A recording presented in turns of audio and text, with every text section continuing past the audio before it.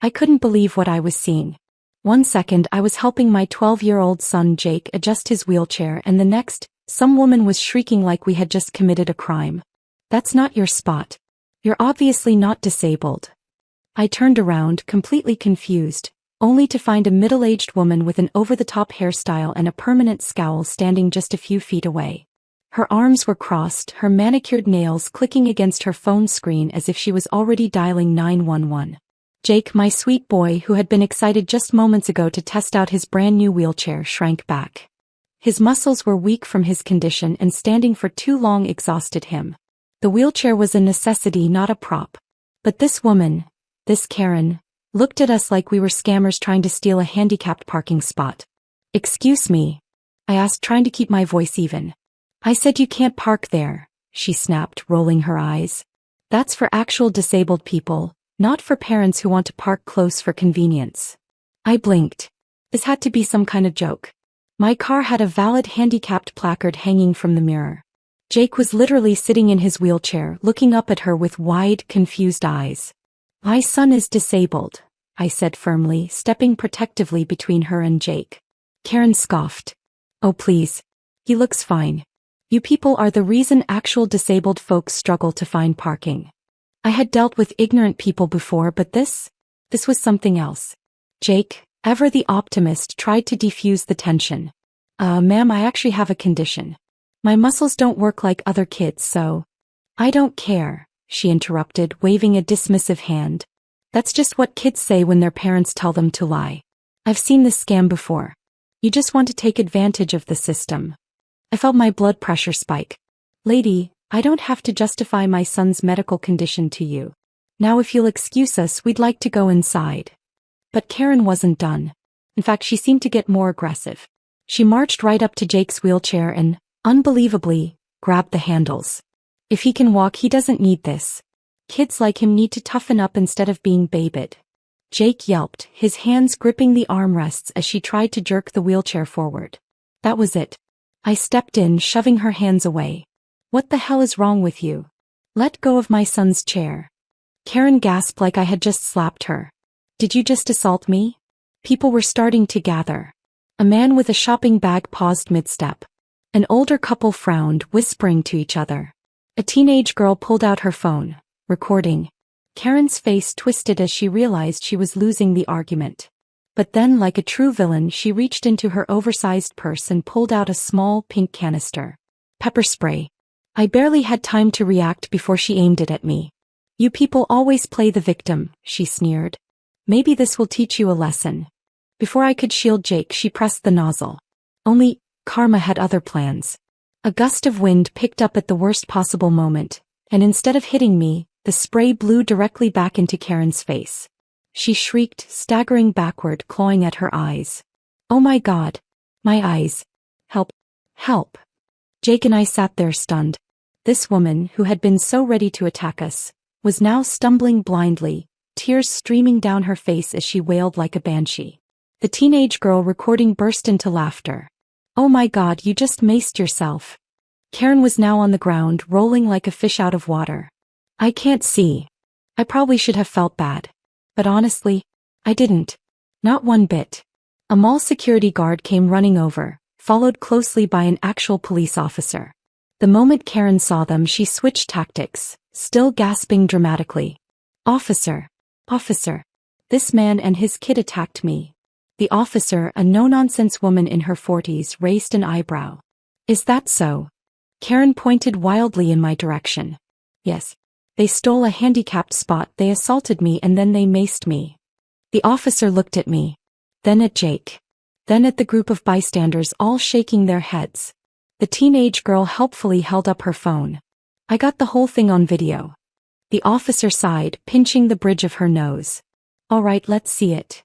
The video played. It showed everything. The accusations. The grabbing of Jake's wheelchair. The pepper spray blowing back into Karen's own face. Karen, still half-blind, tried to defend herself. But they were faking. The officer gave her a long, tired look. "Ma'am, do you know what assaulting a disabled child means legally?" Karen paled. The officer turned to Jake. "Are you okay, buddy?" Jake nodded, still looking a little stunned. Yeah. That was crazy. The officer straightened. All right, ma'am. You're under arrest. The crowd let out a collective gasp. Karen shrieked. No. This isn't happening. I did nothing wrong. The officer was already reaching for her cuffs. You assaulted a disabled minor, falsely accused a parent, and caused a public disturbance. Oh, and judging by that recording, you definitely maced yourself. As the officer hauled Karen to her feet, she shrieked again, still rubbing her burning eyes. I have allergies. I can't go to jail. The teenage girl laughed again. Lady, you just committed a felony over a parking spot. Karen struggled, demanding to speak to the mall manager, the police chief, and even the mayor. But it was over. The cuffs clicked shut and she was escorted toward a squad car. I finally let out a breath. Jake, who had been silent for a moment, looked up at me. Did that really just happen? I nodded. Yeah, buddy. It did. He grinned. Best day ever. And for the first time since we arrived, I laughed. Justice had been served. And it was only the beginning. The police officer didn't waste any time hauling Karen toward the squad car, but she wasn't going down without a fight. She flailed, her arms flopping around like a fish on dry land. You can't do this. I was the victim here. That kid, he's a liar. His parents trained him to act disabled for pity points. Her voice cracked as she twisted in the officer's grip, trying to escape. The crowd wasn't having it. People were whispering, some outright laughing. The teenage girl who recorded everything shouted, Lady, you maced yourself, we all saw it. A man with a deep voice chimed in, You attacked a child in a wheelchair. You're lucky no one knocked you out instead of calling the cops. Karen whipped her head around, eyes still red and swollen from her own pepper spray, glaring at everyone like she was royalty being dragged away by peasants. I demand to speak to your superior. This is harassment. My husband is a lawyer and he will sue all of you for defamation. The police officer sighed heavily, like she had heard this 1,000 times before. Ma'am, you assaulted a disabled child, used pepper spray in an unprovoked attack, and falsely reported a crime. You're not in a position to make demands. Karen's mouth opened and closed like a goldfish, but she had no words. The officer guided her toward the police car, and for a moment, it seemed like this ridiculous ordeal was finally coming to an end. But Karen wasn't done. Just as the officer reached for the back door handle, Karen tried one last desperate move. She twisted her body and yanked her arm free from the officer's grip. In a split second she bolted. Except she forgot one crucial thing. Her massive designer purse, which was still hanging off her arm. Her foot caught in the strap and down she went. Face first. The sound was unforgettable. A mix between a dull thud and an undignified squawk. The entire crowd gasped in unison. Karen lay there for a second, sprawled on the pavement like a fallen scarecrow. Then the wailing began. My ankle. I broke my ankle. Someone help me. The officer, who had clearly lost all patience, rubbed her temples before grabbing her radio. Dispatch, we're gonna need an ambulance for the suspect. Possible twisted ankle. Jake, sitting in his wheelchair next to me, whispered, This is better than TV. I was still too stunned to respond. The paramedics arrived a few minutes later, and the chaos only intensified. Karen, now realizing that she might have actually injured herself, had flipped from outraged lunatic to pitiful victim. She clutched at the paramedics dramatically, sobbing. You have to take me to the hospital. I think my spine is misaligned. I might have a concussion. I need a full-body scan, a lawyer, and my personal assistant. One of the paramedics gave the officer a look. She's being dramatic, isn't she? The officer exhaled sharply. Like you wouldn't believe. They got her onto a stretcher, and as they loaded her into the ambulance, Karen, still red-eyed and sniffling, turned to me. You did this to me. You set me up. You'll pay for this, I swear. I couldn't even find the words to respond. Instead, I just waved as they shut the ambulance doors. With Karen out of sight, the crowd started to break up, shaking their heads, laughing and muttering about what they had just witnessed. The officer turned to me, her expression softer now. I'm sorry you and your son had to deal with that. Some people are just, she sighed, entirely too much. I nodded. We appreciate you handling it. Jake, who had been quietly watching everything, finally grinned. I think I deserve ice cream after that. The officer chuckled. Kid, I think you deserve a medal. We left the mall that day thinking we'd never have to deal with Karen again. We were wrong. 2 weeks later we got a call from a lawyer. Not just any lawyer, Karen's lawyer. According to the ridiculous lawsuit filed against us, Karen was claiming emotional distress, wrongful arrest, and defamation. She insisted that she had suffered irreversible trauma and was demanding an apology and a financial settlement. I laughed so hard I nearly dropped the phone. She's seriously suing us after all that? The lawyer sighed on the other end. Yeah. I don't think this will go anywhere, but she's determined. You might want to consider getting representation. I wasn't worried. We had the video. We had witnesses. And honestly, I was almost looking forward to seeing Karen humiliate herself in court. The day of the hearing arrived faster than I expected. Jake and I sat in the courtroom waiting for Karen to show up, and when she did, I almost lost it. She rolled in a wheelchair. The exact same model as Jake's. I stared, completely dumbfounded. Karen, who had spent an entire afternoon berating my son for using a wheelchair, was now pretending to be disabled herself. Jake looked at me wide-eyed. She's kidding, right? She was not.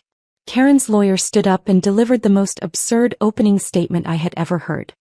He painted her as a victim, a kind-hearted woman who had simply tried to help a confused child, only to be viciously attacked by an angry parent and an unforgiving society.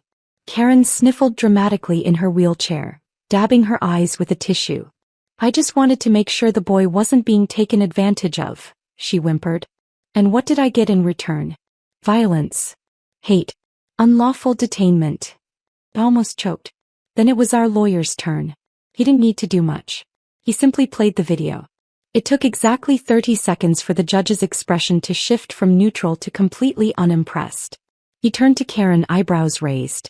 So you maced yourself, attacked a child in a wheelchair, and are now claiming you were the victim? Karen, realizing the judge was not on her side, immediately turned on the waterworks. Your Honor, I have suffered severe emotional damage. I can't even go shopping anymore without feeling like people are staring at me. The judge rubbed his forehead. That's because you went viral online, ma'am. Karen gasped. I what? Her lawyer, looking like he regretted his entire career, leaned over and whispered something to her. Karen frantically pulled out her phone, typing furiously. A moment later, her face turned sheet white. Jake leaned over and whispered to me, I think she just found out about the memes. The judge, clearly done with the nonsense, ruled in our favor in record time. Karen's case was thrown out. Not only that, but she was ordered to pay our legal fees. As we left the courtroom, Jake was grinning ear to ear.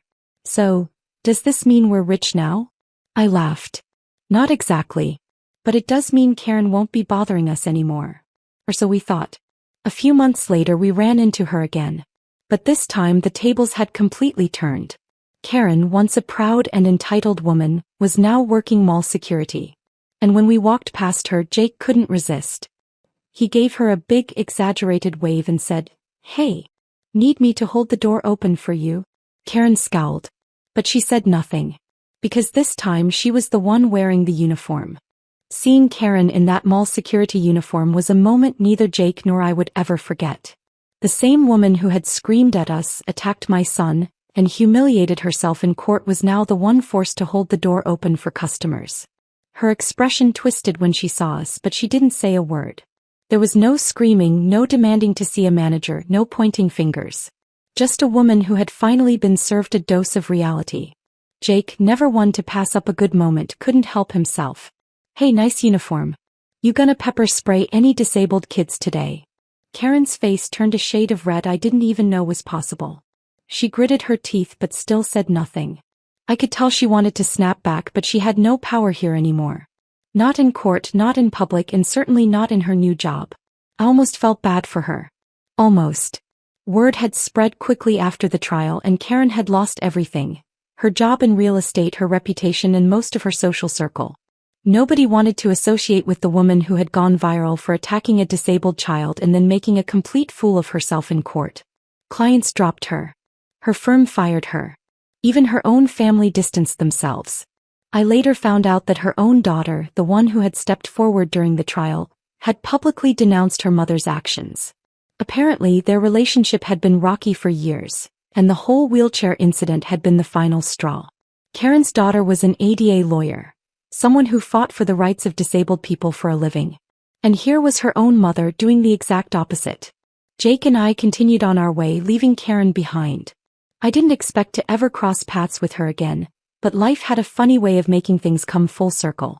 Months passed and Jake's settlement money finally came through. It wasn't anything life-changing, but it was enough to upgrade his wheelchair to a top-of-the-line model, one with custom support, a motorized function, and even some high-tech features that made movement easier for him. He was thrilled. One afternoon we decided to take it for a spin at the park. The sun was shining, birds were chirping, and for once, it felt like everything was back to normal. And then I heard a familiar voice. Unbelievable. Even after everything, you people are still milking the system.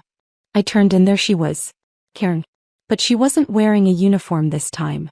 She looked disheveled. Her hair wasn't styled to perfection like before, and there were dark circles under her eyes. She wasn't carrying a designer purse or wearing expensive heels. I sighed, already exhausted. Karen, I'm really not in the mood. She crossed her arms. I lost everything because of you. No, I corrected. You lost everything because of yourself. She scoffed, looking at Jake's new wheelchair like it was some kind of personal insult. That thing probably cost thousands. Bet you didn't even have to pay for it.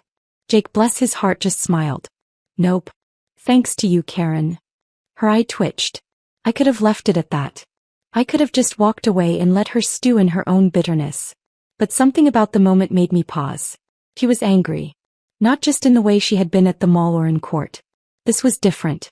This was the anger of someone who had finally realized they weren't untouchable anymore. That their actions had real consequences. I exhaled, shaking my head. You know, Karen, you could have just said sorry. She blinked, caught off guard. Back in that parking lot when you saw you were wrong, you could have just walked away. Or apologized. Or literally anything other than what you did. But you doubled down. And then tripled down. And now look at you. For the first time she looked unsure. Like she was realizing just how deep she had buried herself. But instead of admitting it, she scoffed. You just want to rub it in my face. Jake snorted. Well, yeah. A little. I held back a laugh. Karen, you can keep blaming us for your downfall, or you can take a long, hard look in the mirror. That's up to you. But either way, we're done here. And with that, we left her standing there, stewing in her own misery. As we walked away, Jake turned to me. You think she'll ever change? I thought about it for a second. Then I shrugged. Probably not. Jake nodded, satisfied. Good. I like her better like this. I ruffled his hair, laughing. You really are my kid. We spent the rest of the day enjoying the park, Karen forgotten. Because in the end, karma had done its job. She had spent her whole life looking down on others, convinced she was above the rules. But karma doesn't care about entitlement. What was your initial reaction when Karen tried to take Jake's wheelchair? Did you expect her to escalate the situation even further? How did you feel when karma instantly struck Karen with the pepper spray? Did you find it satisfying, funny, or just ironic? If you were in the narrator's shoes, how would you have handled the situation with Karen in the parking lot? Would you have reacted differently? Do you think Karen truly learned her lesson after losing everything, or do you believe she will continue to be entitled? What do you think about Karen using a wheelchair in court after mocking Jake for needing one? Was it desperation, hypocrisy, or something else? What was the most shocking or unexpected moment in the story for you? And sometimes the best revenge is just living your life.